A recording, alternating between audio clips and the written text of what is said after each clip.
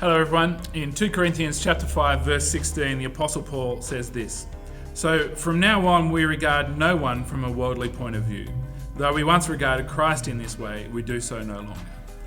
And so this little verse is all about the perspective we take, or to use the words Paul uses, point of view.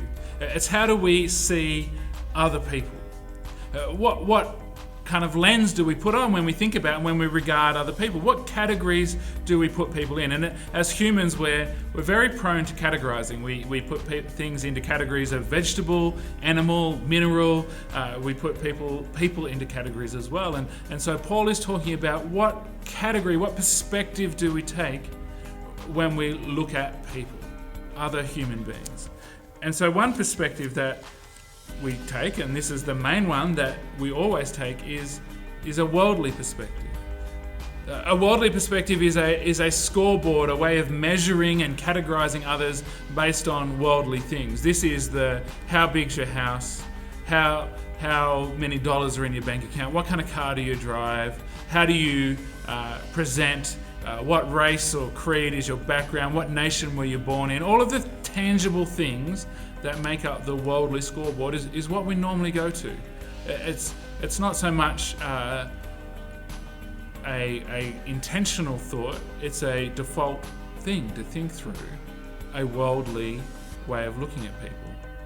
And in fact, the Apostle Paul says he used to regard Jesus in this way. He looked at Jesus and he held him up against the worldly scoreboard. For him, that was largely about the Jewish legal system, the Jewish religious legal system, and he held Jesus up against it. And in his eyes, from a worldly perspective, he found Jesus lacking. And then Paul had this experience of encountering Jesus not in a worldly perspective, but a heavenly perspective, and realized how wrong regarding Jesus from that view was.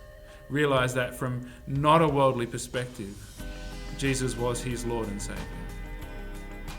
And so since he was wrong about regarding Christ in that way, he now realizes that it's wrong to measure other people in that way. And so he says we no longer do that. The Bible has a lot to say about how we should regard others, what perspective, what lens we should take when we think about other people. But the first step is to simply stop, to no longer use the worldly scoreboard when we think about other people. And so my hope for you and for me is that we can learn to stop using the scoreboard of the world when it comes to thinking about other people. God bless.